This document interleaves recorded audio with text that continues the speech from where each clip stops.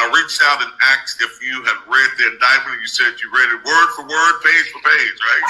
I did. I keep up. I love Jackson. Even though they've not been in court and they've not been found guilty, it's just an indictment at this point. They don't see it. My first statement was, think of your family.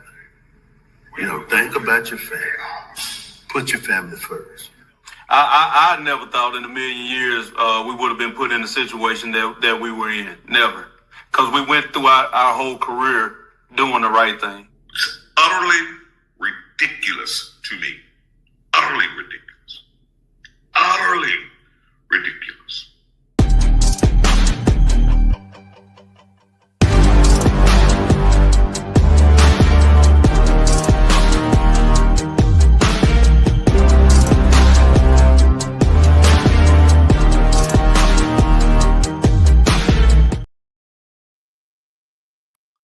And good evening, everybody. Welcome to tonight's edition of the Othor Cain Show. I'm Othor Cain. Glad to have you here. You may notice that the background is a little different tonight. I moderated a candidates forum for Ward 6 here in the city of Jackson. There were about 4 candidates that actually showed up for the forum, and it was a very, very good conversation. So I'm still here on site, didn't have time to get back into my natural habitat. But we are here. We've got a power-packed hour of conversation tonight. So we're going to have several different conversations. But I'm excited to have this first conversation under bad circumstances, but I'm very, very excited to talk to my brother. When you think of the Williams brothers, right, you think of the name Williams. I mean, that is synonymous with gospel music, right? The Williams brothers have been around for a long time. Jackson Southern Airs, you think of Frank Williams with the Mississippi Mass Choir. You think of Melvin and Doug with the Williams brothers. Well, Huey Williams of the legendary group, the Jackson Southern Airs, passed, and we thought it was important to have a conversation remembering his life, his impact on gospel music, the state of Mississippi, the country at large. And so I'm honored tonight to have one of the top voices in gospel to join us live tonight, and that's none other than Mr. Doug Williams. Doug, good evening to you, sir. Good evening, Othor. How you doing, man? Man, I am good. It's been a long time. It's good to see you, man. It's been a minute. We kind of might see each other in passing every now and again, but we haven't had a chance to really have a conversation in quite a while, man. So quite a while, man. With you. Yeah, absolutely. I regret that we're having the conversation, under these circumstances, but I am extremely honored to talk to you tonight. Yes.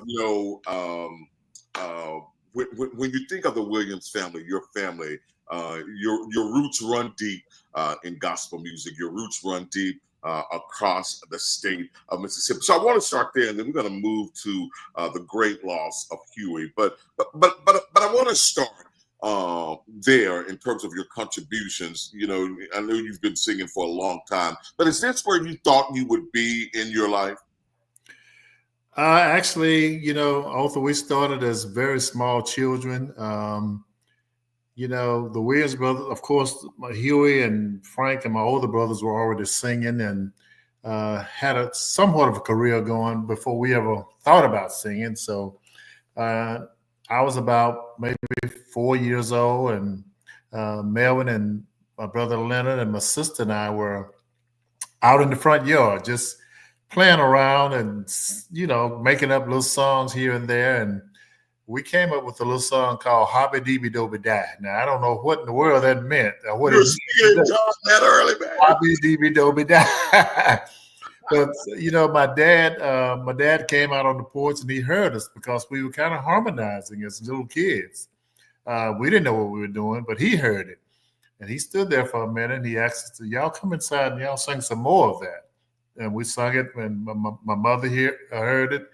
And at that moment, he discovered something in us that we didn't even know we had in ourselves. And 60 some odd years later, here we are still singing and touching people's lives all over the world. And, I tell people it's amazing how this little group of guys, group of boys from the country Smithville, Mississippi, Franklin County, Mississippi. That's right. That's right. Started out in the cotton fields. Everything that we ate, pretty much we raised: cotton, corn, potato, peanuts, watermelon. We had it all. Everything: cows, hogs, chickens, you name it.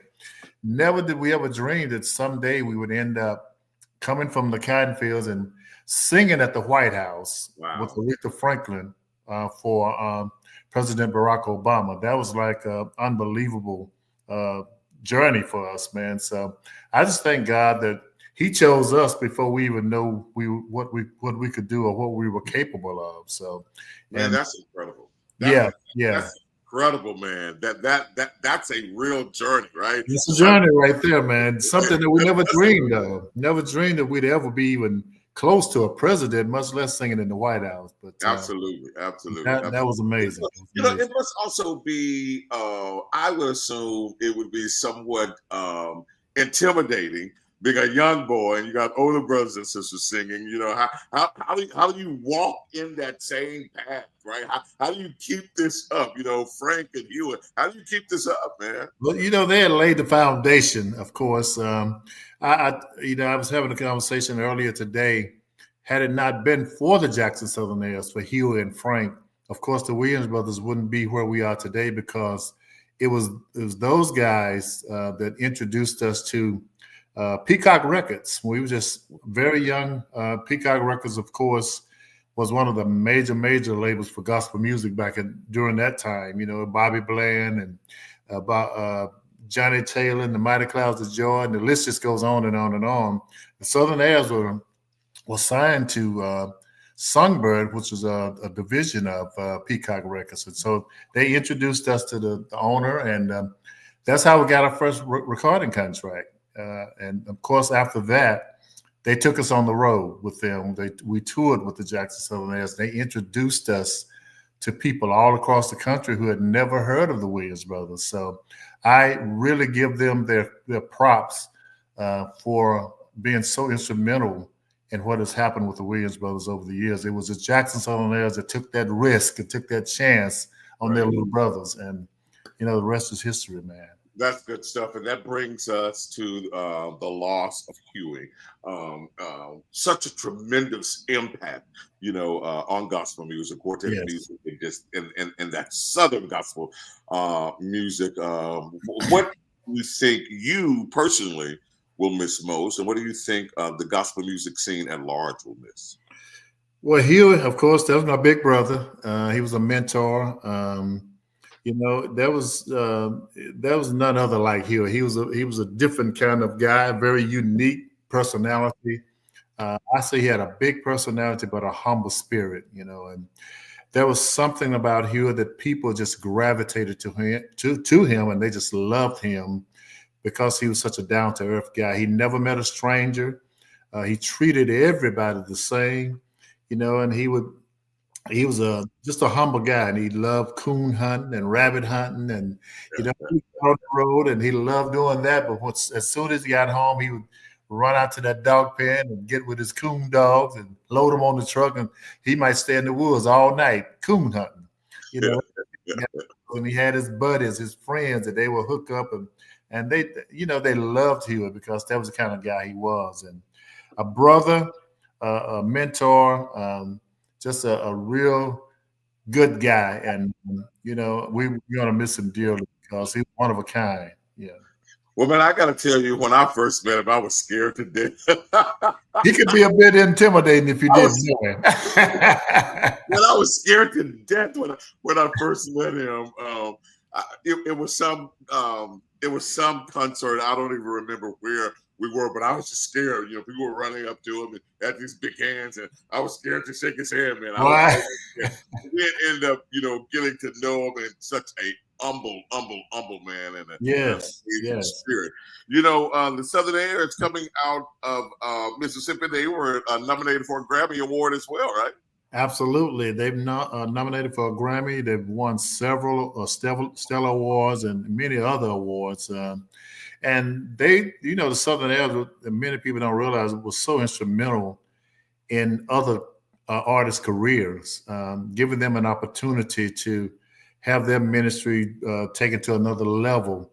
And some of the artists who had kind of been around for years and their careers had kind of cooled off a little bit, as when Frank became director of gospel music at Malaco Records, then a lot of those artists, they gave them another opportunity to kind of reinvent themselves and reignite their careers, like the Pilgrim Jubilees and the Violinaires and the Soul Stairs, and then the young artists like the True Thats and different ones. They gave them an opportunity to just bring it all back together, and it was amazing to see that, and how Frank loved them, Hugh loved them, and they loved them as well. And there was just a bond there between those artists and Frank and Hugh and them. So it was amazing. I really like what you said there, because I didn't even think about that in terms of reigniting and starting their careers over. Right. Went over to Malaco. Wow, that's a real history right there. Mm-hmm. Absolutely. And then I just named a couple, but there were others as well. And Frank was a big part of the Williams brothers coming over to Malaco and signing with Malaco, and we had a very successful run with Malaco. We had hit records. I'm Just a Nobody came out of that, and Sweep Around Your Own Front Door, and The Goat, and all those songs. It came out of our relationship with Malaco. So it was very successful relationship there. Very good. Now, so have you guys announced publicly, details about the arrangements for you? We have actually. We're doing a musical tomorrow night at the church where the service is going to be. There's a musical going to be there at 6 p.m. And then there'll be the viewing. It's going to be at 11 o'clock, from 11 to 1 on Saturday, and the actual service starts at 1 o'clock. And that's at Fernwood Missionary Baptist Church in Macomb, Mississippi. Fernwood Missionary Baptist Church in Macomb, Mississippi. Yes. Oh, I think we lost audio. Okay, there we go. Okay, can you hear me? Can you hear me? Yeah, there you go. Okay. There you go. That's it. Okay, yeah. All right, so you went out a little bit. So you want to just announce those arrangements again? Yeah, actually, there's going to be a musical tomorrow evening at 6 p.m. at the Fernwood Missionary Baptist Church in Macomb, Mississippi. And also the viewing is going to be from 11 until 1 p.m. on Saturday at the same church. And the actual homegoing service for Huey starts at 1 p.m. at Fernwood Missionary Baptist Church in Macomb, Mississippi. Yeah. Very good. Thank you. Yeah. Thank you for sharing that. And I know it's going to be packed out. So I would tell folk, if you're trying to get there, you should get there. But I think one of the most beautiful examples that you guys have set over the years is really the close-knitness of the family. The family is just so extremely close, man. And sometimes death seems to take a bad toll, but you guys have really, really, really rallied together around this. Yeah, well, Othor family is so important. A lot of people don't treasure their family members the way they should, and sometimes they wait until it's too late, and then they realize, okay, I should have gotten a little bit closer. I should have stayed in touch. I should have communicated with my brother, my sister, whoever it may be, more. And that's the one thing we've always tried to maintain, is the family closest, the family knit, because when you don't have anything else or anybody else, you got family. Family's there. Your blood is there, man. And so that's been very important to us. And we were taught that by our mother and father, Leon Pop Williams, Amanda Williams. They taught us to just, love on each other, hang in there together, support each other. Because when they're gone, it's too late. You can take them all the flowers you want to at that point, but they can't smell them. They can't hear you say "I love you," when they're dead and gone. So we have to maintain that relationship and honor and love on our family members while they're still alive. Yeah. Absolutely. Real quick, Doug, what's next for the Williams brothers? Well, we're semi-retired, and we did a farewell tour, and now they're trying to get us out of semi-retirement to come back to come back and do some more dates. So that's kind of on the horizon. There's some talks and some things that are in the works that we may be coming out of our semi-retirement to do some more tour dates later on this year. So we're excited about that. We, after 60-some years that we've been doing this, Othor, to have people that still love and appreciate your ministry and still want to come to see you in person, and not just hear you on radio, but they will still buy the tickets and come out and hear you in person, and that says a lot. That says a lot. That's power, man. 60 years, man. Folk can forget about you over a period of time, but we thank God that has not happened with the Williams brothers. So yeah, we're awesome, man. We'll give you an opportunity to offer some final thoughts and pay additional respect to you. Well, I just want to say this about my brother Huey.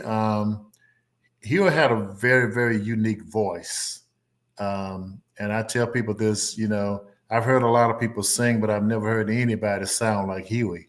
When you hear, when you heard a song that came on the radio or put your CD in and you heard that voice, you didn't have to wonder who it was. You knew that was Huey because his voice was so unique and people loved him. They loved his voice. They loved his ministry. And, I'm just glad that God allowed us to have him here for 86 years. And, he was still touring. He was still singing. He was in good health.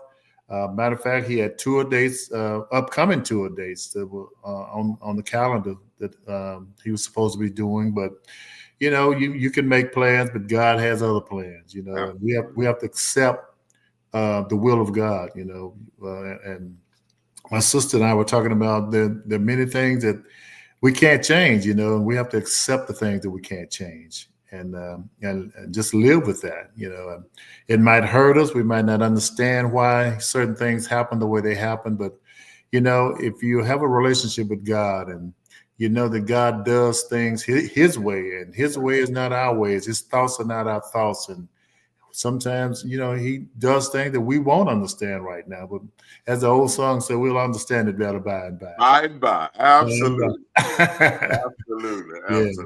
Absolutely. Doug, man, thank you so much. Thank you for sharing your heart, sharing your thoughts with us tonight. It's really good to see you, man. And yes, all the best to you and your family. We're certainly keeping you guys in prayer. Thank you. And let me just say this before I leave, Othor. I just want to thank all of those who have supported my brothers, Huey and Frank and the Williams brothers over the years. Thank you all. We don't take it for granted. You had many other things that you could have been doing, many other artists you could have been supporting, but you guys have supported the Jackson Southern Heirs and the Williams brothers for many years. So thank you so much from the bottom of my heart. I appreciate it. Yeah. Very good. Job well done, my brother. I appreciate you, man. Thank you, Othor. God bless you, brother. God bless you as well. Good to see you. You too. That's Doug Williams. An honor to talk to him tonight, talking about the life and the legacy of his brother Huey. So great talking to you, Doug. We certainly do appreciate that. A little later in the broadcast, we've got David Archie, who is seeking the office of mayor for the city of Jackson. So we'll talk to him in just a little bit. Next up, though, is Jessica Carter. Jessica is running for city council in Ward 1. In Jackson. We've not talked a lot about the city council races here on this platform, and we're going to do that tonight with Ms. Jessica Carter. So, Jessica, welcome. We appreciate you being here tonight, man. How are you? Thank you. Thank you for having me. Well, we appreciate you being here. So, by way of introduction, just tell us a little bit about who Jessica is.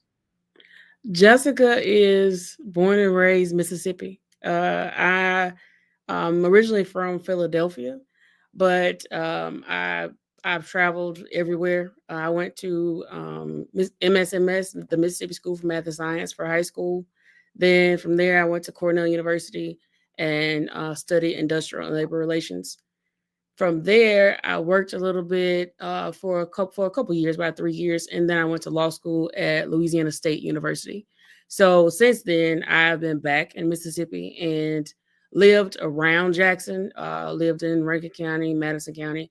But I landed in Jackson, and I was very intentional about buying my home in Jackson because I wanted to be near the work that I had always been doing and be near the people and the work and the issue areas that I had worked on so much. So I was very intentional about that.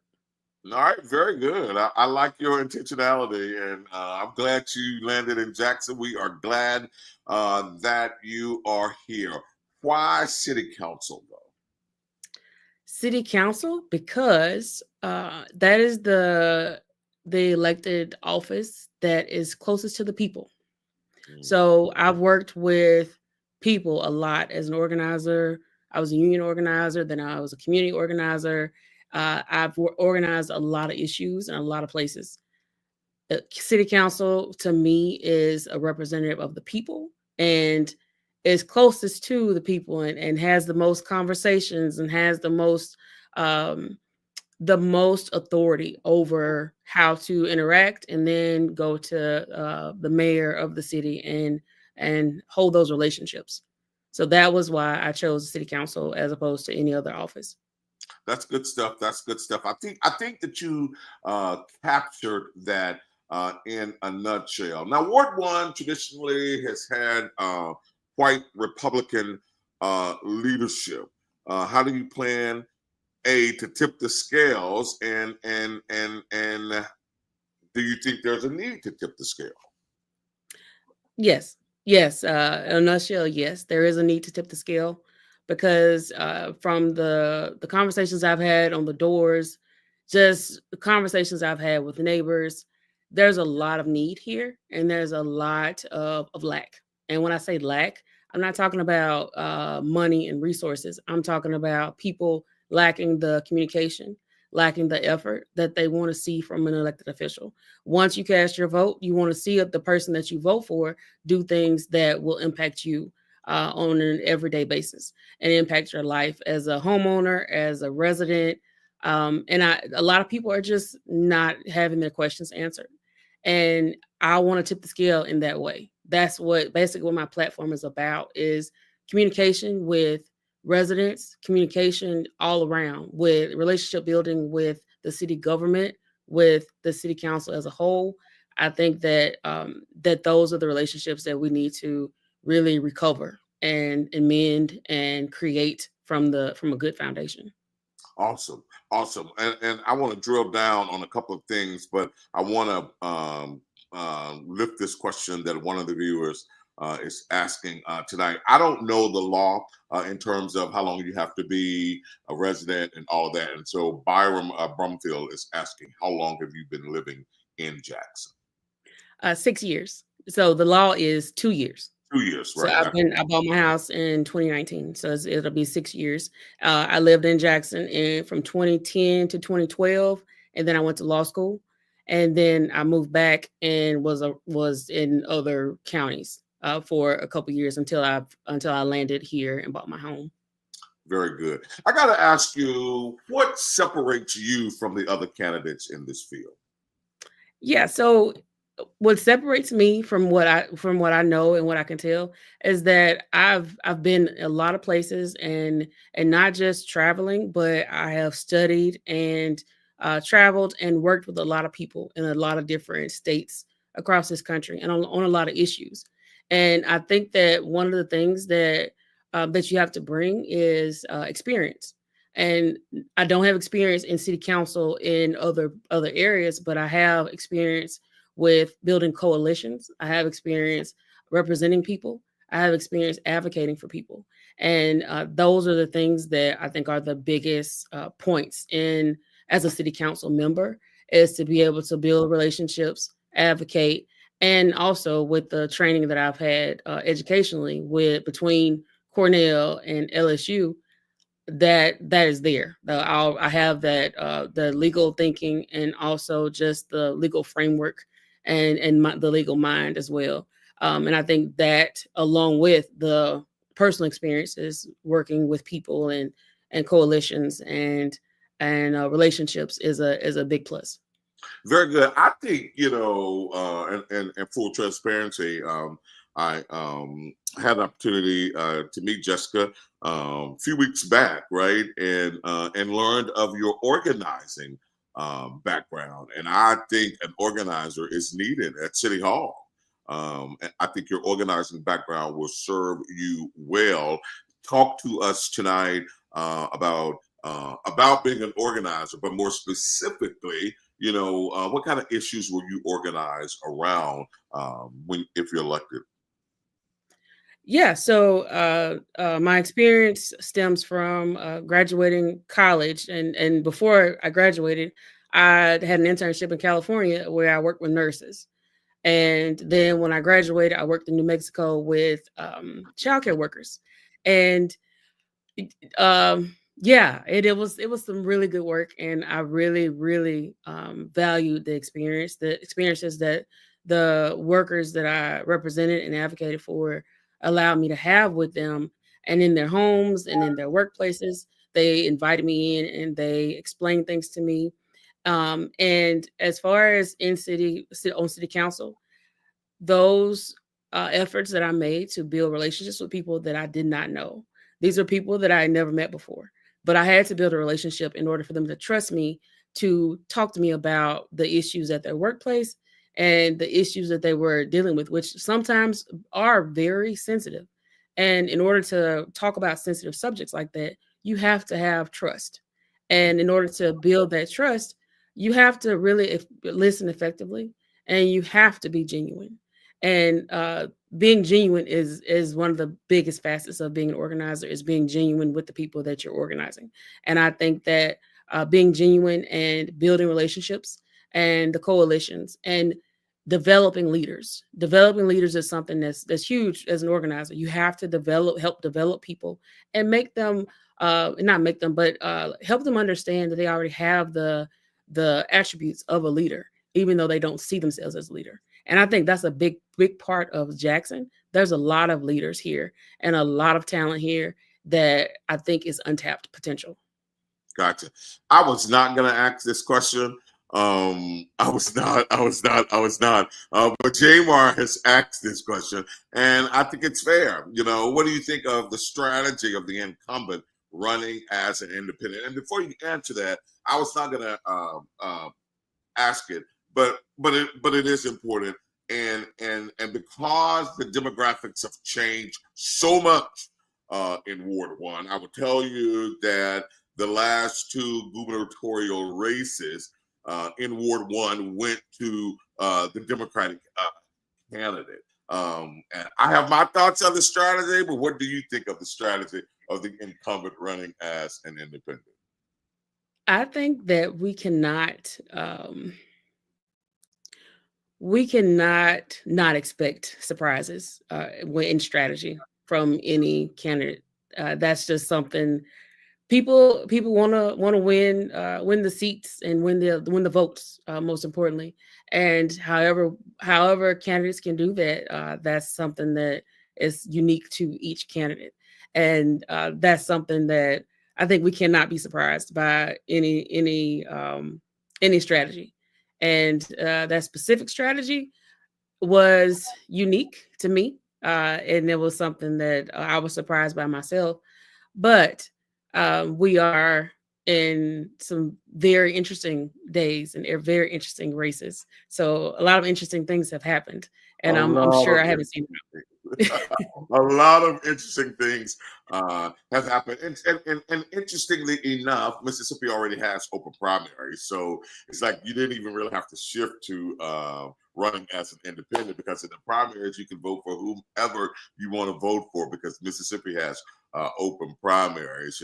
I have my thoughts, and I'll probably share them on the next interview. I won't put you on the spot with that, though. But going into office, right? Should you be elected on Tuesday, right? Since you come out victorious, and of course there are independents running, and I don't know if they're independents, all independents now. But should you become victorious in June, what's your number one priority for this office? Your number one priority for this office? my number one priority would be to listen to the residents. I think that they are holding a lot of information and a lot of things have happened and they want to share. And I feel like that somebody needs to listen, whether that is through one-on-one phone calls and meetings or in a bigger meeting for all of Ward 1. I think that's my biggest priority is to make sure that I'm introducing myself and not just jumping into a seat and being there during the meetings, but also introducing myself to the ward, to the residents, because they're the people that are elected or have elected me, and they are most important. And I think that's one thing that we forget is that residents are the ones that vote, and they're the ones that hold the power in this in any election. And I think that we forget about them after the elections end, and I don't want to do that. Absolutely, absolutely. I know we got to get out of here, but what's the biggest lesson you've learned on the campaign trail? Never be surprised and always be flexible. Never be surprised, but also stay true to your values and never lose your integrity. Yes, those are my lessons. I like it. I like it. We'll give you your final words to make a plea to the voters tonight. All right. Thank you. Yes, to Ward 1, I am excited to run as a candidate, but I'm also excited to represent you and advocate for you on city council. And once elected, I will do that, and I will vigorously advocate for residents of Ward 1. That is my biggest thing I look forward to. And I want you to remember that I am Jessica Carter, Carter for change, Carter for the community. But I want you to vote Carter for council on April 1st. I like it. Jessica, thank you, ma'am. All the best to you. We're going to be watching so closely on Tuesday. So I certainly hope to have you back here again, pushing for your candidacy. Thank you so much. All the best to you. Thank you. Thank you. All right. That's Jessica Carter, who is seeking the office of City Council, Ward 1. I think she has the background. I think she has the mindset. I think she has all of the things needed for council. All right, so we're going to pause and run a couple of ads, and then we're going to move to our final conversation tonight, and that is going to be with former Hinds County Supervisor, current mayoral candidate David Archie. Will join us in just a little bit. But right now, though, we want to run two ads. We'll run Garrett's and we'll run Mayoral Lumumba, because both of them are sponsoring this broadcast tonight.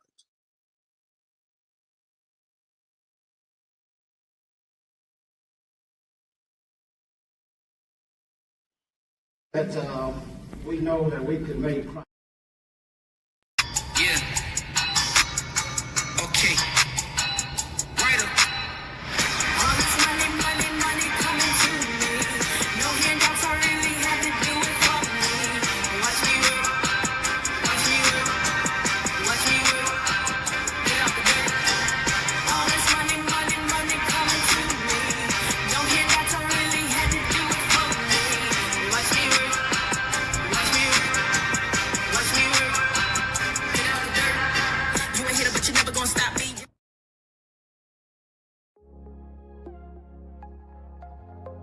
We know he's got things done for Jackson. Mayor Lumumba has a national profile, which it gives him the ability to do what he did when Jackson was facing the major water crisis. He got something done. He got close to $1 billion from the federal government to do something that hasn't been done in decades. He is literally in the best position to help lives, change lives, transform his community for the better, and improve the quality of life.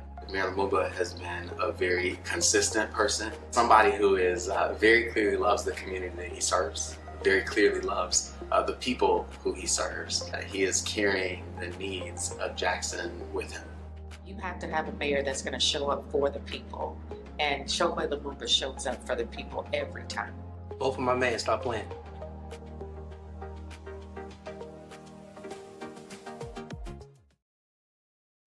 All right, welcome back to our broadcast tonight. I'm excited to have this conversation with none other than David L. Archie. Welcome, sir, to our broadcast. How are you, ma'am?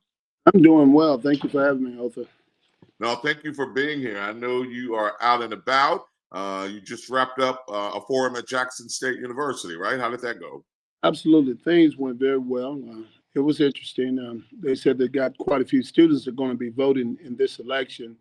And so we was glad to be here. Of course, I'm a graduate of the liberal arts department here at Jackson State University. And so it was just good to talk to the young folks and tell them that I have where they are. And so it was just a good night. Awesome, man. Awesome. Well, I'm excited to have you here, man, because you've been working hard on the campaign trail, and I've been watching clips of a lot of these forums, and I want to go to one forum in particular because I think for me that was the very first time that I've heard you talk about your role as a Hinds County Board of Supervisor. And you said something very interesting to me. And in fact, I thought it was profound. And I was like, man, I've never heard David address it like this. So whatever the question was, it was centered around, what people perceive as theatrics and how you acted out. But brother, you nailed it on the head for me when you said that's what people wanted to see or want to see. That's what the media would highlight, but they gave very little credit to the work that you actually did for District 2. And that's what I tell people all the time. No matter how me and you fight, I tell people all the time, the work that he did for District 2 in Hinds County is unmatched. It's on the record. It's unmatched. People couldn't necessarily see it or couldn't necessarily hear it because of the other things. But brother, you absolutely worked for District 2. And when you told that person, that the moderator or whoever asked the question, when you said enough conversation is not being held about the work that I did, and I want to give you an opportunity to kind of expound on that a little bit. Absolutely, and I thank you for that opportunity. So, Othor, sitting in Hinds County District 2 seat, of course, that was former Hinds County Supervisor Benny Thompson's seat, and then he left that seat and went to Congress. When I first came into that seat, there were 7 different municipalities that I had to represent. So that means that 7 different mayors, as well as alderman persons, women and men. And so you had to have different conversation with all of them. And so they was all looking for a lead or something to get done in and around their community. Most municipalities wanting their supervisor to provide some funds, provide money to their town and to their city. That is what I was all. And so what happened at the Hinds County Board of Supervisors was that I understood government. I understood how that our board was not treating the people right. They was not putting the money back into the community. Their tax dollars was not coming back to the community. And I stood firmly against that. I wanted to make sure that we fixed things, making sure that contractors was not overpaid, kind of making absolutely sure that we was doing the job and getting the job done, making sure that we can get all the money that we can from our state partners as well as the federal government to ensure the citizens of Hinds County, those that have been left out, locked out, needed an opportunity. We just wanted to do right about the people. And they got off track when the presidency thing came about. And of course, one of the former supervisors had agreed that I would be vice president one year and then step up to be president another year. And he tried to overthrow the board, overthrow people. And that is how all of that stuff got started. But in terms of getting the job done, they did not talk. The media only came down there to take pictures of what was going on in the argument, never asked what the argument was about. And so let me just tell you, in my 4 years at the Hinds County Board of Supervisors, I worked to bring private and public funds to Hinds County of nearly $175 million. We've paved roads in Jackson that had never been paved before by a county supervisor. We worked in the Fondren District, Shady Oaks to Queens, Presidential Hills, 49 coming off of Highway 49 North on County Line Road. Spent $1.3 million there, $5 million for the upgrade of flooding in Presidential Hills. Worked out some of the details with the Transportation Commissioner, Willie Simmons, to get 49 repaved all the way from 220 to the Madison County line. We was able to get that done. Mega Evers Boulevard, $20 million that I prepared and helped with Grant to take it to Washington, D.C., along with other letters to meet with those Congress people, as well as our United States senators to help fund Mega Evers Boulevard. That was a $20 million project. Over in the Fondren, I was able, as a supervisor, to get $20,500,000, perhaps some change, to help fund some of the projects in the Fondren from the state of Mississippi that they would not give to the city, but they gave it to me as a supervisor in Hinds County to get that money to those projects. A major project is Meadowbrook Drive, which was in Hinds County District 2, was able to have a negotiation with those developers to bring a $70 million project that has not taken place yet and got off the ground, where it used to be the old Mac Ray's there at Meadowbrook and State Street, and as well as a $60 million project in the Livingston Road area, where I was able to talk to those developers, talk to them about how we need new piping, going to the main piping, not tie into the old stuff on Livingston Road, light Livingston Road up like a Christmas tree, lights all up and down, all near Jackson Medical Mall. All of these things was done up under my administration. Was able to pave right in front of my middle school. At the time, it used to be Brinkley Junior High. We paved Albemarle Roads, was able to pave Mays Street. All of these things that in those communities that has continued to be left out of their tax dollars. And I was committed to getting the work done. But the news media want to talk about what was going on in an argument or two at the board. And they was able to trick and fool the people out. I can tell you that you got to be serious about government. You got to understand government. And I was honored by the Mississippi Association of Supervisors.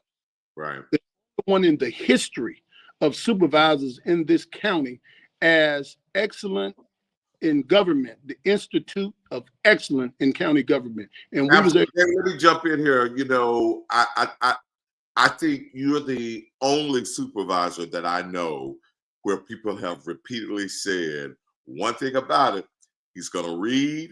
He knows, you know, he knows his board materials. He's going to read. He's going to read. He's going to read.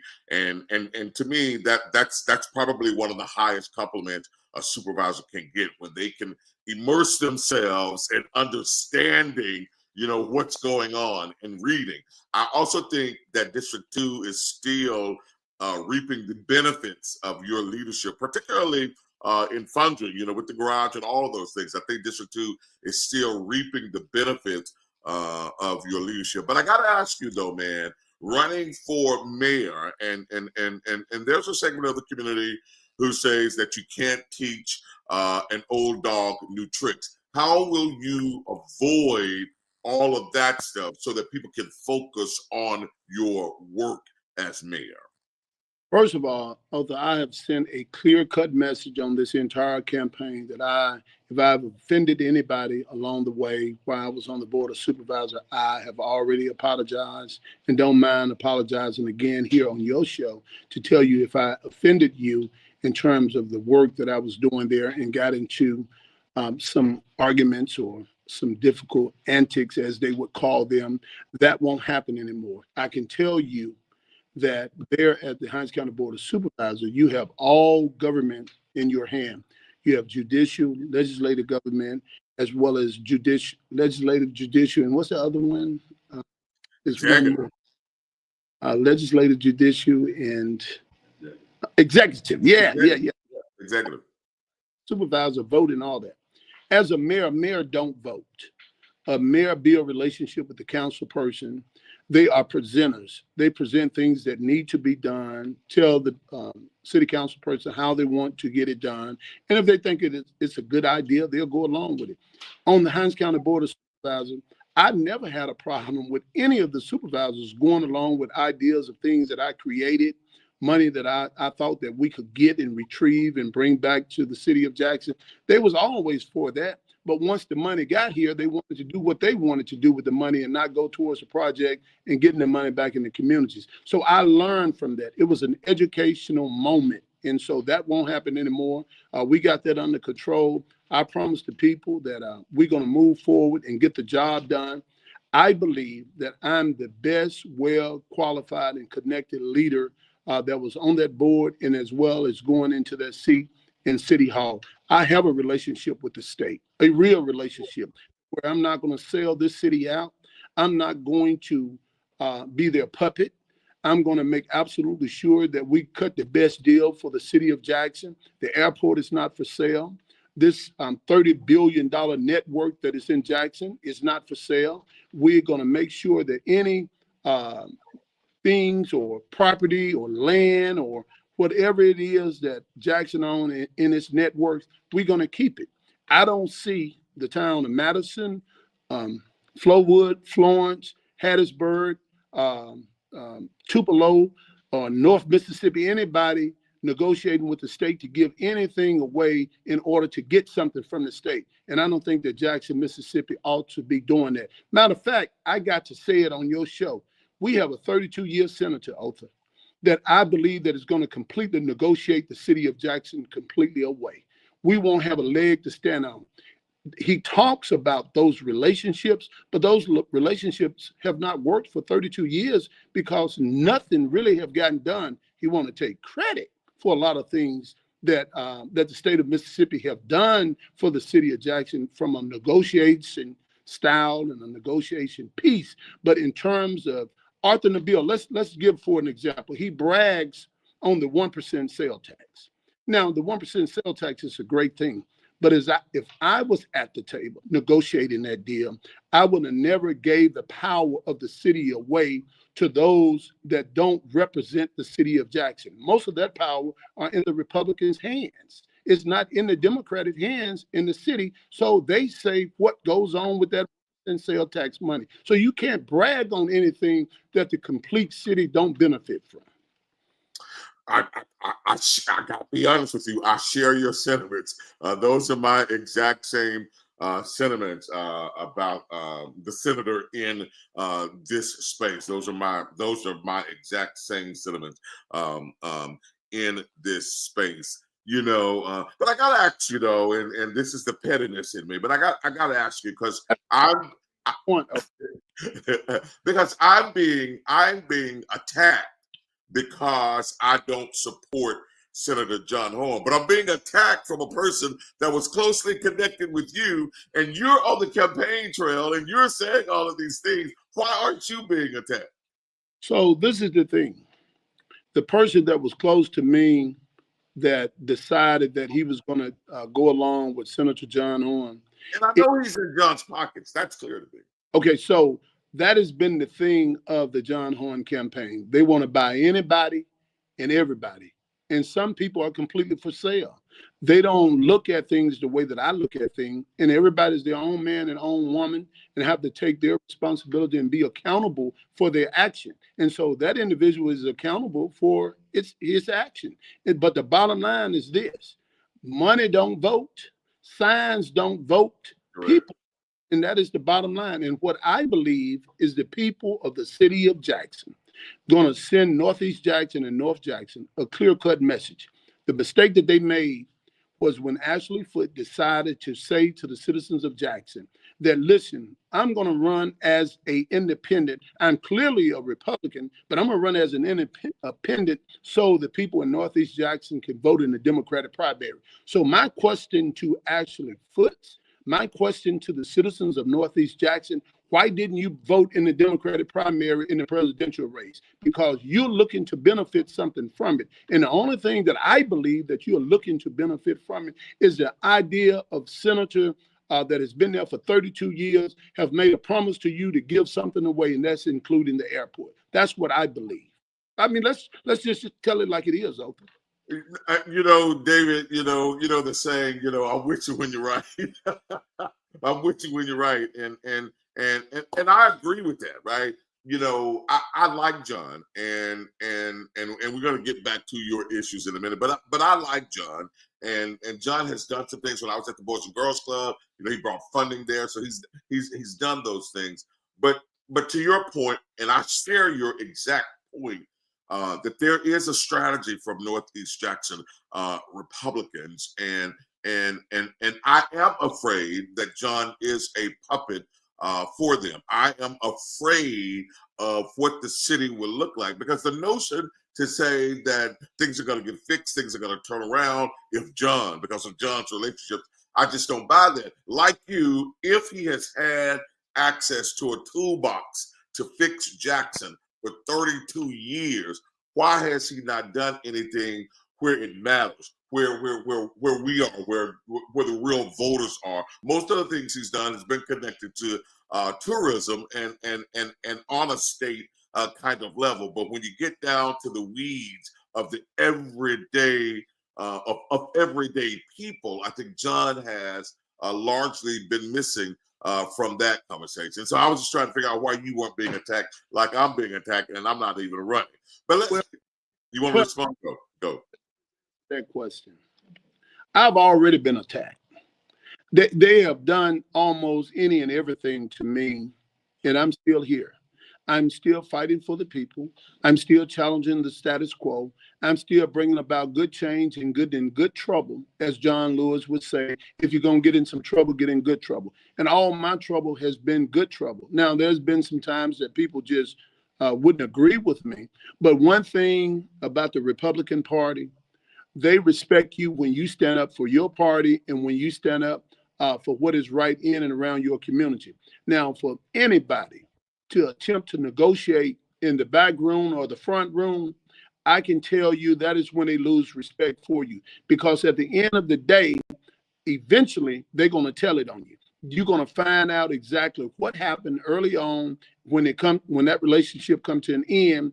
Everybody's going to know, but it's going to be too late then. So this is what I'm going to say to the people. I warn you up front. I'm telling you up front. I understand what's going on. I'm educated on the fact how they are working in Northeast Jackson. They want control of this city. They want control of this $30 billion. They want to be able to tell the city of Jackson to do this and to do that. But they're not doing the same thing of the other municipalities and other counties in this state. They only reach out for help. Listen, Jackson has been under an emergency, a state of emergency for a long time. We need the help. It's already a tornado and it is already a storm in Jackson, Mississippi, when it comes to homelessness, when it comes to mental illness, when it comes to property value, when it comes to cleanliness, when it comes to roads and potholes, when it comes to crime. All of that stuff is bundled. And all of that stuff needs to be fixed. And what the state of Mississippi, they can't use the excuse that John Horn is going to come in here and be a savior. He's not going to be our savior. But people need to understand that up front, and they need to understand that right now. I think it's going to get a lot worse than what it is. The bottom line is that I don't believe that candidate of 32 years can help the city of Jackson. What they need is a real bulldog. They don't need a poodle, and they don't need a chihuahua. They need somebody like a David Archie that can bark, and if he have to bite, he'll bite. That is what this city needs, Othor. Got it, man. I got it. David, what do you think would be your top priority as mayor? There's a couple things. We got to deal with the corruption right away. We got to deal with overpaying contracts, and everything that comes through Jackson ought not to be contracted out. We need to build a public works department where people can go to work again. We need 7 potholes trucks in every ward. Ward 1 ought to have their own pothole truck from Ward 1 to Ward 7. and have the name of Ward 1 pothole truck and give the council person power to say what roads need to be repaved or what potholes need to be fixed in their ward. They need to be the mayor of their ward. The mayor don't need to be in control of small things like that. The mayor needs to concentrate on balancing the $400 million a year and trying to bring resources and economic development to the city, and not worry about the small thing, but worry about the big thing, making great investment, finding shovel-ready areas where we able to develop and rebuild downtown, trying to find money for Ferry Street. There's a lot of things that a mayor could be doing other than trying to control every city council person. I think they need to be the mayor of their own ward. It's time for that.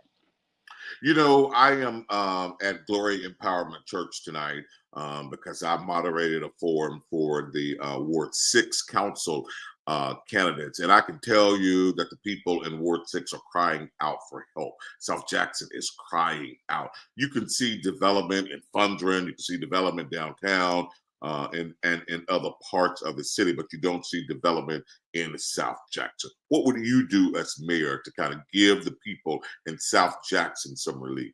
Well, I'm going to send a clear message to the people of South Jackson and West Jackson and Georgia, Shady Oaks and Vernon Addition, and out there in the subdivision, all those areas that have not benefited from this city and money that has came in from this city through this state or the federal government.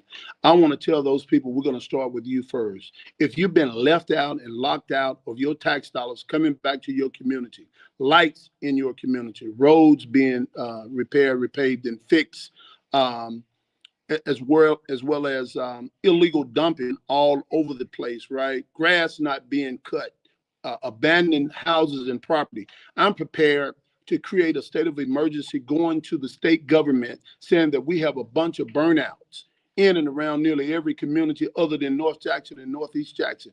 That ought to be under a state of emergency, and to say to this state that the people in those communities are tired of driving to their homes, their property value is decreasing, while people that are out of town have burnt out and not doing anything about it. We're going to give them 90 to 120 days to do something about it. If not, I want to get permission from this state to go ahead and get it tore down. We're not going to do like Frank Melton, just go out there and tear it down. We want the law behind us so we can, when we go out there and tear it down, it's very lawful. And I think that is what needs to be done in order to uplift property value in and around our community. When you uplift our community's property value and make it clean, make it good space, then people feel good about their home, and making it safe where police officers are in the community serving and protecting and riding, and not going from one area driving 5 and 10 miles away and leaving their beat. We need officers to patrol, serve, and protect every community that needs his help. And I can tell you that there is a lot of communities. So I'm prepared to bring in nearly 100 police officers that can work 20 to 25 hours a week, that is already trained. If the governors want to help us, I need his equipment.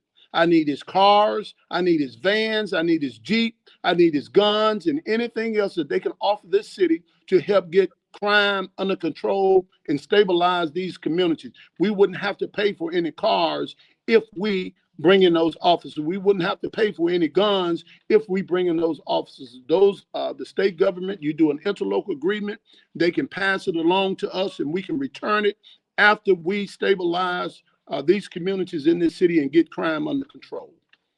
So along that line of thinking, what do you think about Capitol Police, you know, having jurisdiction, and now even a larger jurisdiction in the city of Jackson, and then the state creating a separate court?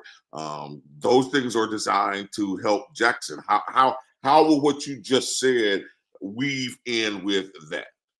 Well, let me just tell you, there's nothing that we can do about that now. Capitol Police are here to stay. And so what we need to embrace it and benefit from it.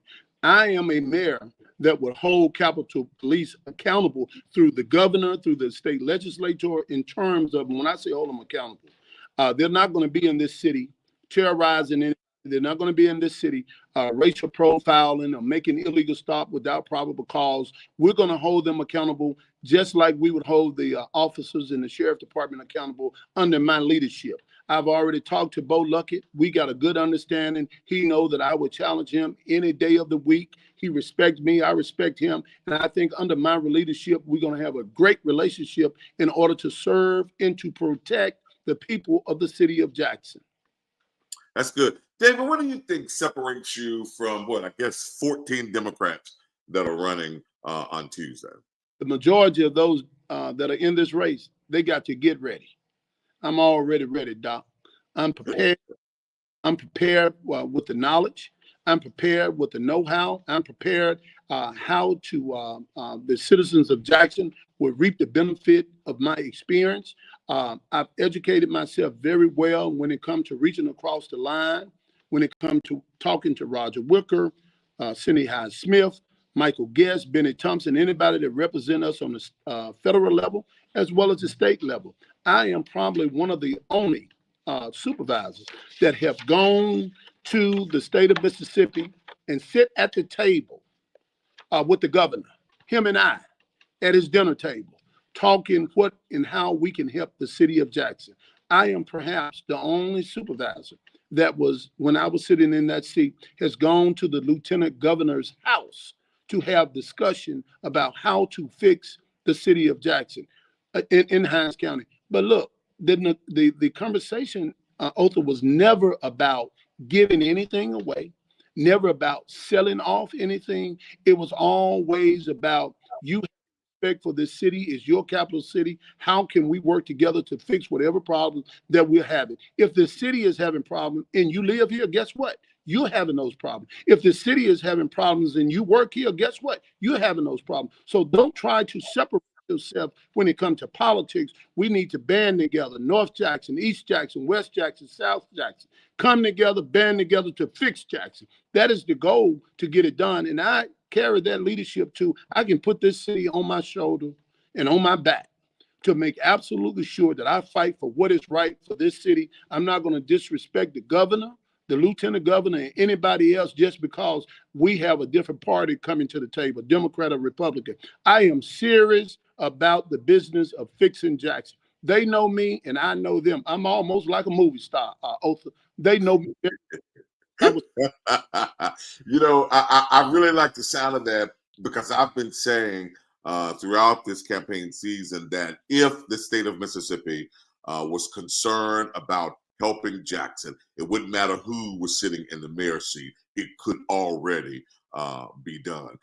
J.Bar Scott has a question. I want you to address that, David, if you would. His question is, what will he do for the city if by some chance you're not elected as mayor? What would you continue to do for the city? Continue to be involved like I've always been involved, as a civil rights worker, as a community activist, as a leader, as going out to community speaking and engaging with young folks, helping them when they are getting in trouble, trying to get them on the right track, continue to do that. And whatever the mayor of this city need me to do, and perhaps I could work if I'm not elected with that mayor, I'll be more than happy to offer my time. I'll be more than happy to work for the city wherever I'm needed. I'm not selfish in that sense. I've never been selfish. I've worked on nearly 45 campaigns, Othor, and never received a dime from any of those campaigns. And I can tell you that I will work just as hard for the citizens of Jackson. My family, my daughters, they're always saying to me, Dad, you do more for the citizens and for the people of Jackson than sometimes you do for us. We need more of your time, right? They're always talking to me about that. My daughter talked about that today, yesterday, and the day before. But I continue to give that time to the people that I love. But I also love my children, and I'm going to continue to give them my time. But I'm going to tell you something, Othor. This is what I really believe. If the state of Mississippi, if the federal government want Jackson, Mississippi to succeed, I'm the man for the job. Because there's two things that they know. If they give this city some resources, right? We've been underfunded when it comes to education.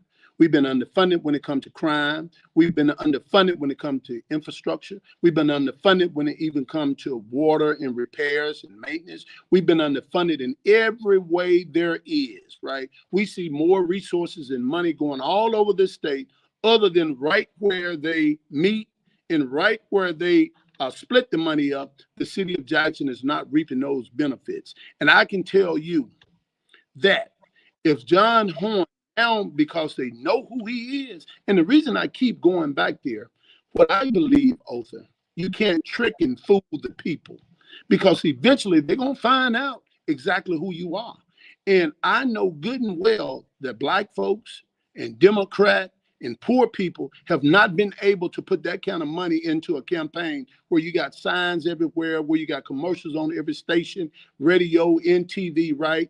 And you still saying that you're the best candidate for the job. Be able to operate with less, not more. Be able to get the job done with a lot less, not. That is what I was able to do as a member of the Hinds County Board of Supervisors. When I came into office, we didn't have a dime. We was completely broke. I just told you, in 4 years, public and private money, in 4 years, I brought in nearly $175 million. The town of Edwards was able to get $500,000 for beautification under my leadership. The town of Bolton was able to get nearly $500,000 for beautification in that town, as well as the town of Utica.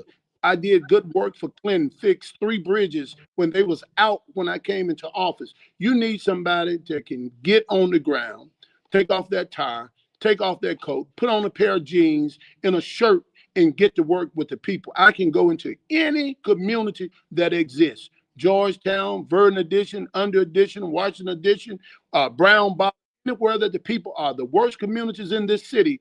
I'm not afraid to go there and sit on the porch with grandma, figure out what our problem is and try to fix it. So I just want to send the people a message.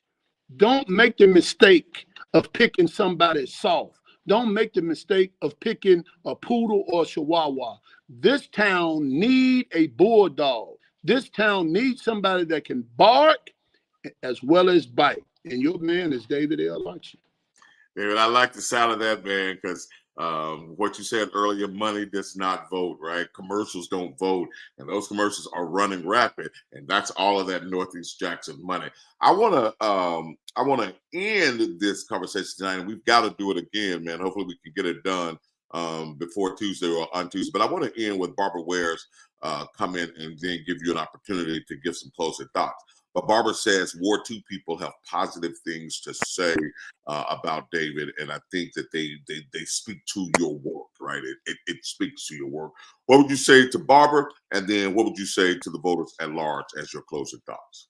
Barbara, and I appreciate that compliment. That means a lot to me. I have family members that live in Ward 2. Of course, I went to Callaway, graduated Callaway High School. That is in Ward 2 as well. I want to say to the citizen and all the citizens of Jackson, I will work just as hard for Ward 2 and Ward 1 and all 7. And look, I will be a hand-on mayor. You're able to reach me. You're able to talk to me. I'm going into those restaurants that most elected officials are not going. I don't have to hang out at the finest places. I can go into those communities that sell chillin' and pork chop and all that good stuff, greens and pork and beans, whatever it they have there, right? Othor, you got to be serious about this job. And I'm not in the job for the money, right? I'm not bought and I'm not paid for.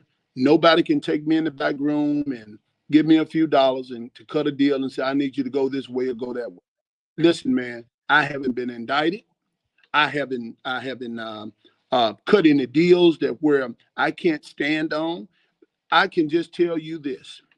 Under my leadership, Jackson will save more money because I'm not going to let those big time construction companies come in here and overcharge Jackson for anything. This is the deal.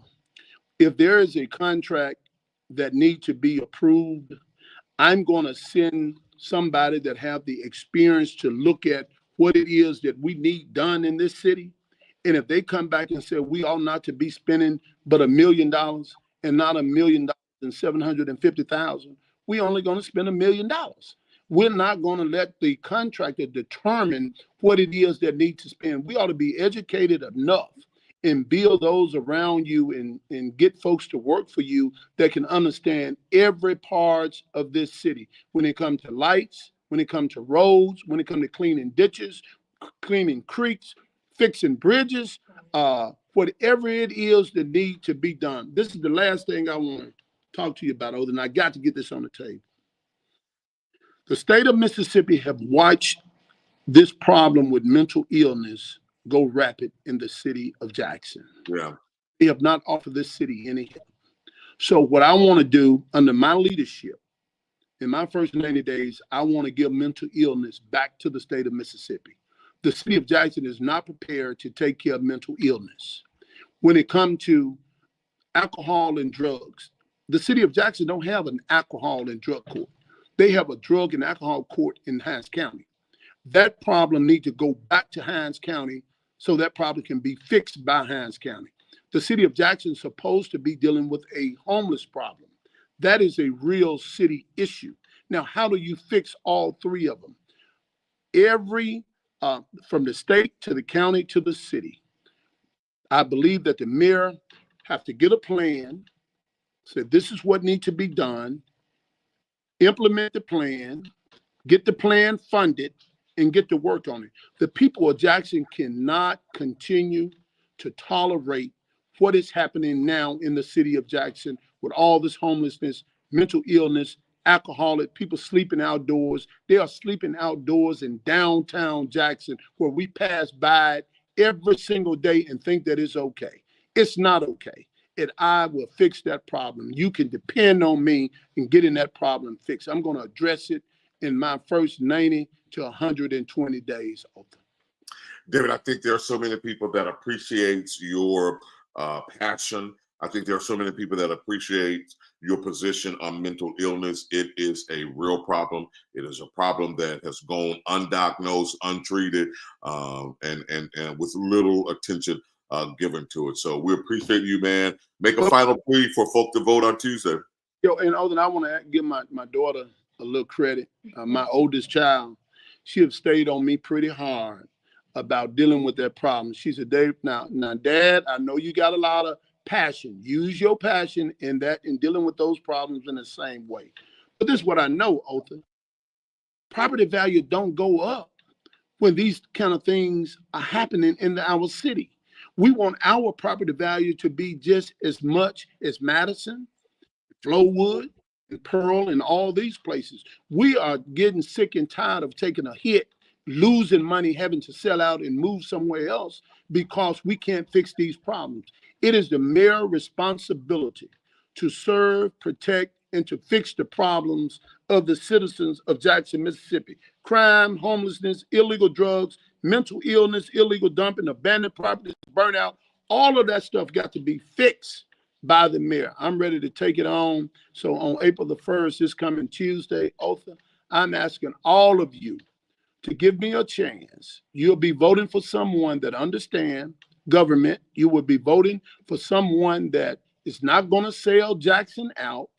We're going to build around the airport, not give the airport away. We're going to establish more businesses around the airport so when people come in town, they can stay into hotels, go to restaurants like it is in other cities and municipalities around this country. That is my vision for that airport and to get the job done. I'd like to have all the help that I can get from the state of Mississippi. I would like to have all the help I can get from the federal government. But under my administration, I want them to get this. We are not going to let you take anything. We're going to meet you either at the ballot box or we'll meet you in the courtroom before we allow you to take anything. All right, David. Hey, man, thank you very much. I appreciate your passion, man. I appreciate this conversation tonight. Hopefully we can get another one in on Tuesday before the polls close. They don't have to go all the way down that ballot.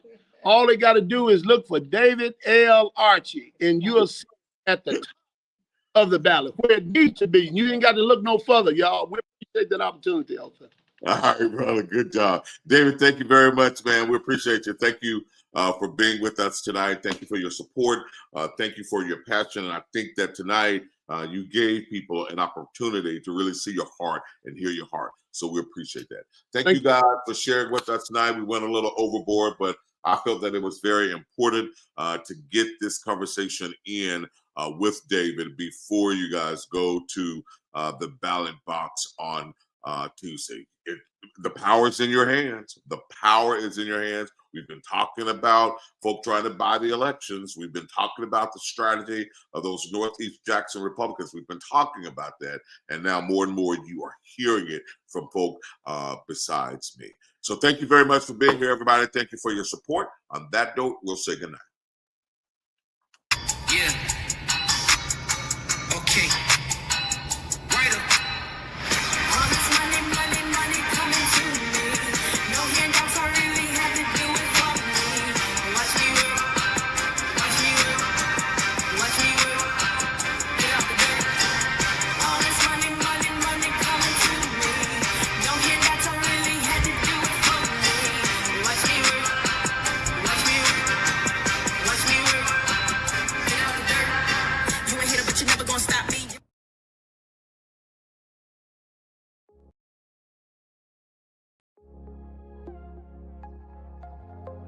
We know he's gotten things done for Jackson. Mayor Lumumba has a national profile, which it gives him the ability to do what he did when Jackson was facing the major water crisis. He got something done. He got close to $1 billion from the federal government to do something that hasn't been done in decades. He is literally in the best position to help lives, change lives, transform his community for the better, and improve the quality of life.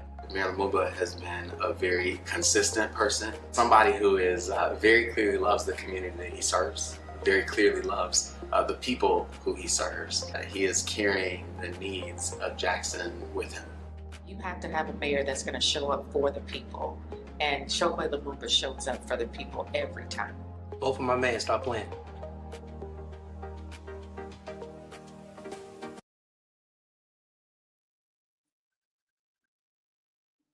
Much